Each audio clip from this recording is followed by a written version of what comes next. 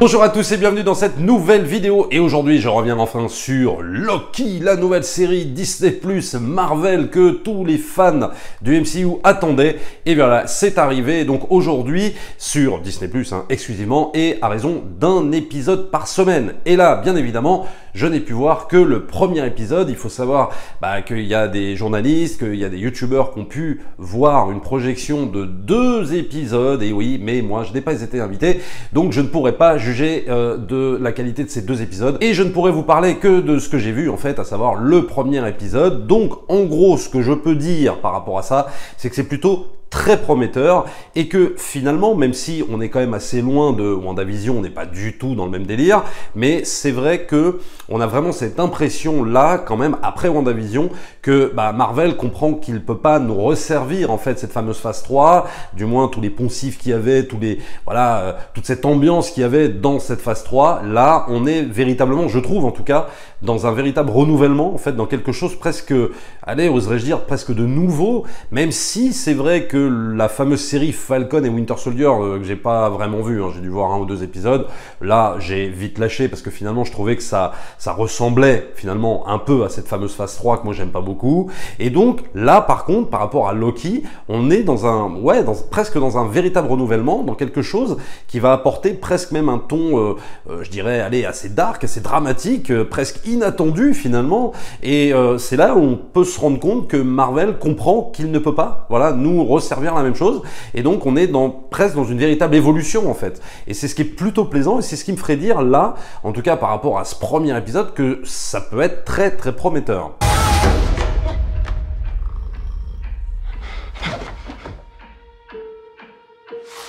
Please sign to verify this is everything you've ever said. This is absurd. Alors bien évidemment, et ça c'est pas spoiler que de le dire, mais évidemment il va y avoir cette notion de voyage dans le temps, cette notion de temporalité, et c'est là où finalement ça va être très intéressant, parce que c'est vrai que j'avais pas mal critiqué en fait cette notion-là dans Avengers Endgame. Il y avait évidemment le côté on remonte dans le passé pour évidemment récupérer les pierres d'infinité, etc. Donc finalement je trouvais quelque chose d'assez facile narrativement, le fait de remonter dans le passé et de changer le cours et machin, et donc finalement d'arriver à résoudre des choses qui sont normalement impossibles à résoudre, mais avec cette histoire de temporalité on y arrive. Donc moi c'est quelque chose que j'avais quand même pas mal remis en question et assez critiqué, mais finalement on peut se rendre compte que ça prend finalement un peu tout son sens par rapport à la série qui vient d'arriver. Voilà, je vous en dirai pas plus parce que sinon ce serait un petit peu spoilé, mais finalement tout ça prend du sens et on peut se dire qu'il y a une certaine cohérence entre la fin du cycle de la phase 3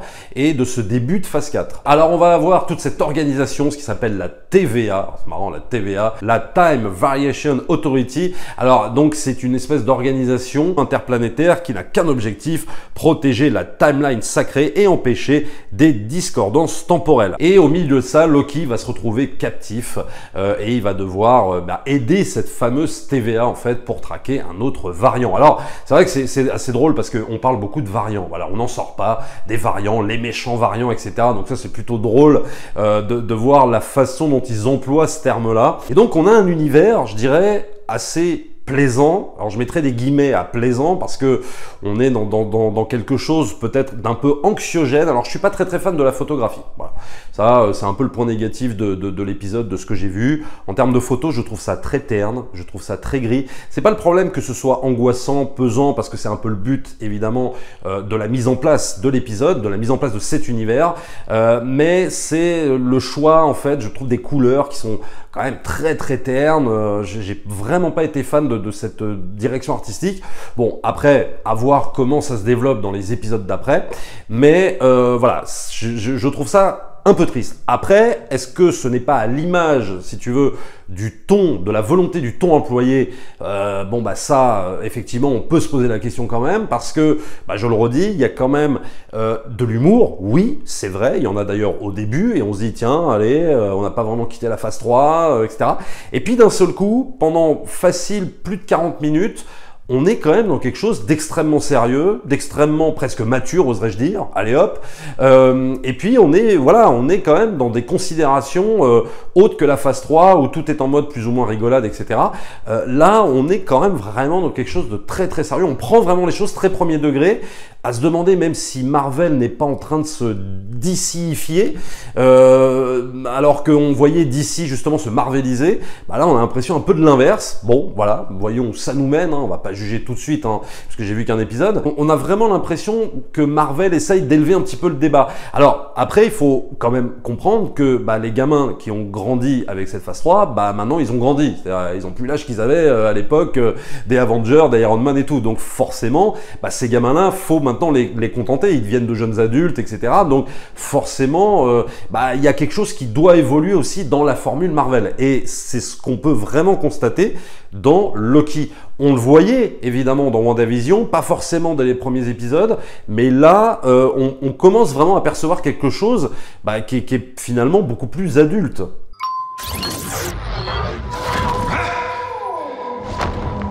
I know what this place is.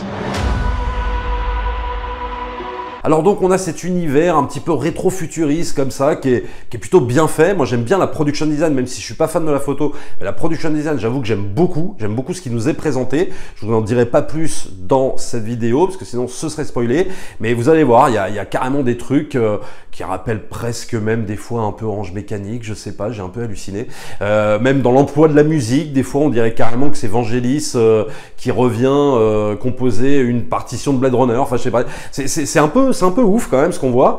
Et alors je dis pas que ça fait copie de ci, de ça, mais disons qu'il y a de l'inspiration un petit peu, voilà. On sent que voilà, il y a un petit peu un côté épisode sous influence, voilà, mais sans que ça fasse trop copie putassière non plus. Alors après, au niveau du personnage principal, parce que c'est Loki évidemment qui va nous intéresser, eh bien j'ai beaucoup aimé justement le traitement du personnage. Moi je me souviens quand même que Loki, bon, il était censé représenter quand même le grand méchant du MCU. Bon, alors si évidemment j'exclus Thanos, mais Loki c'était quand même l'antagoniste principal, le personnage principal à ce niveau-là.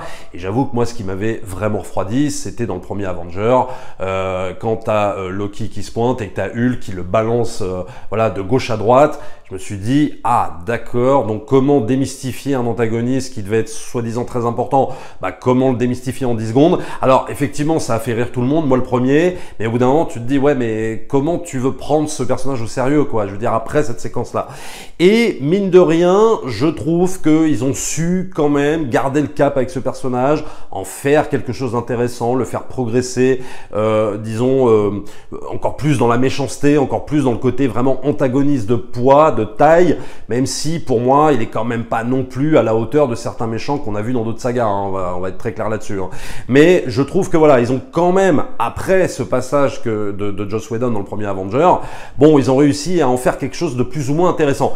Et là, on passe un autre cap en fait. Dans ce premier épisode, on a affaire à un Loki, alors oui, qui est toujours un peu arrogant, qui est plutôt marrant au début parce que il se demande où il est, donc ça c'est plutôt très intéressant et ça amène des situations plus ou moins drôles. Mais après, on va avoir carrément un personnage presque touchant, ouais, touchant, où on voit ses failles, un personnage triste, un personnage presque émouvant, c'est même un épisode où on va avoir un peu d'émotion, ouais, et donc c'est plutôt inattendu, c'est plutôt plaisant même, j'ai envie de dire, parce que là, on a vraiment l'impression qu'ils s'autorisent enfin, bah, peut-être à prendre leur univers au sérieux, quoi, version premier degré, et je dirais que c'est plutôt plaisant, c'est bien de pouvoir le faire comme ça aussi. Alors après, ce premier épisode, il est peut-être un peu trop surexplicatif. Le showrunner, les réalisateurs ont conscience que bah, il faut prendre un peu son temps pour expliquer tout le concept, pour expliquer tout ce qui se passe. Je ne vous le dirai pas évidemment dans cette vidéo, mais évidemment il est question de plusieurs temporalités, de multivers, parce que évidemment Marvel ils sont malins, le but c'est d'introduire un véritable multivers, et le truc c'est que il faut expliquer, et donc on va être un petit peu trop des fois dans la surexplication, notamment en milieu d'épisode où c'est pas que tu t'ennuies, mais disons que bon, voilà, c'est un petit peu longuet en termes d'explication. Il y a des choses en termes d'explication qui vont être beaucoup plus malignes. Je ne vous en dis pas plus non plus. Mais voilà, il va y avoir des choses très intéressantes à ce niveau-là et des choses où, voilà, où l'épisode perd un peu en efficacité en termes de rythme. C'est un petit peu dommage, mais c'est pas non plus l'ennui total, je vous rassure. On perd pas non plus, voilà, on ne décroche pas de l'épisode, hein, très franchement. Au contraire, on est vraiment accroché. Mais évidemment, le fait de devoir expliquer ce concept, bon, au moins il l'explique, c'est ça qui est bien, mais voilà, ça donne quelque part parfois un épisode peut-être un peu trop surexplicatif. Alors après, la question qu'on peut se poser, c'est que évidemment, on n'en est qu'au début de cette phase 4 et croyez-moi que Marvel ne va pas s'arrêter en si bon chemin et qu'évidemment, ils vont vouloir exploiter, ils vont vouloir continuer. Est-ce que finalement, tout ça ne va pas être un peu de trop? C'est-à-dire que bon, on se dit que là, on peut décliner, si tu veux, le MCU, mais clairement à l'infini. Alors évidemment, on le voyait dans les comics, hein, on va pas. Mais le truc, c'est que là, on voit vraiment la volonté de Kevin Feige, de Marvel et de Disney de se dire bon voilà, là on pose les bases d'un univers où on peut aller très loin. Voilà, est-ce que ça va pas être un peu trop? Est-ce qu'on va pas faire une indigestion? Mais bon, ça on le disait à l'époque de la phase 3 et finalement on voit que il y a toujours les fans de Marvel et que les gens sont toujours prêts à bouffer du Marvel, hein, ça il y a aucun problème là-dessus. Pour l'instant en tout cas, je dirais que le truc malin en fait de la part de Marvel, c'est ce que je disais en début de vidéo, c'est en fait cette espèce de volonté de renouvellement et c'est ce qui va faire perdurer en fait Marvel peut-être dans le temps. Voilà, à moins que cette prise de risque prise par Kevin Feige, par Marvel, etc., de vouloir à tout prix renouveler les choses, quitte à adopter un ton très sombre, ça joue en leur défaveur. Ça, il est encore trop tôt pour le dire. Moi, j'ai pas eu l'impression, si tu veux, que WandaVision, finalement, avait tant déçu que ça. Il y a eu quand même une espèce de division hein, sur WandaVision, quand même, on va pas se mentir. Il y avait beaucoup de fans de Marvel qui étaient pas contents, qui voulaient pas, etc. Et puis d'autres, comme moi, qui étaient plutôt très positifs. Après, est-ce que ça va pas jouer en leur défaveur, tout ça? Voilà. Est-ce que, finalement, ils vont pas finir par se planter à force de vouloir renouveler absolument leur univers? Et aussi, se dire que, est-ce que, finalement, l'avenir de Marvel, notamment de cette fameuse phase 4. Alors évidemment, on va mettre de côté le film de Sam Raimi hein, qui va arriver et qui sortira en salle bien sûr. Mais est-ce que quelque part la véritable originalité de cette fameuse phase 4 ne va pas se jouer en série sur Disney+? Ça, c'est la véritable question qu'on peut se poser parce qu'on va voir ce que donne Black Widow, mais moi j'ai très peur de revenir à des espèces de fondamentaux phase 1, phase 2, phase 3 quoi. Bon voilà, je vois pas trop l'intérêt de tout ça. Par contre, ce qu'on voit avec WandaVision, moins évidemment avec Falcon et Winter Soldier, mais ce qu'on voit aussi avec Loki, c'est qu'il y a une véritable originalité qui tente de se déployer quoi. Hein. Ça c'est très clair. Il y a vraiment une volonté de se démarquer clairement de ce qui s'est fait avant. Alors voilà, est-ce que l'avenir ne va pas se jouer en série sur Disney+, plus qu'au cinéma? Ça, j'en sais rien non plus. Il est encore trop tôt pour le dire parce que cette phase 4, finalement, vient plus ou moins de débuter, quoi. Elle avait débuté avec WandaVision, elle continue avec Loki. Voilà, moi j'espère en tout cas, par rapport à cette série Loki, ce que je pouvais vous en dire, c'est que ça va continuer sur cette lancée. J'espère que le deuxième épisode va confirmer ce qu'on est en droit d'attendre après ce premier épisode, c'est-à-dire que c'est un épisode qui tient bien son rythme, qui est original, avec un personnage central qui est très bien exploité pour le coup, j'espère que ça va continuer comme ça et qu'on va continuer aussi peut-être sur cette tonalité-là, c'est-à-dire un ton assez sombre, assez mature, pourquoi pas, et aussi, sans oublier évidemment le côté aventure, hein, bien sûr, puisqu'on est quand même dans un Marvel, faut pas l'oublier, et donc voilà, j'espère que ça va continuer comme ça. Je ne sais pas à quelle cadence je pourrais faire des reviews sur Loki, je crois qu'il y aura que 6 épisodes, parce que j'ai compris, peut-être que j'en ferai une par semaine, suivant ce qu'il y a à dire sur les épisodes en question, ou alors peut-être que j'attendrai clairement la fin de la saison pour faire une review complète. Voilà, peut-être que ce sera comme ça, ou alors 2 épisodes par 2 épisodes, je ne sais pas encore. Voilà ce que je pouvais vous dire sur ce premier épisode de Loki, je le répète encore, très prometteur. Abonnez-vous à la chaîne, likez, partagez comme d'habitude, et nous on se retrouve très vite pour une prochaine vidéo. Ciao!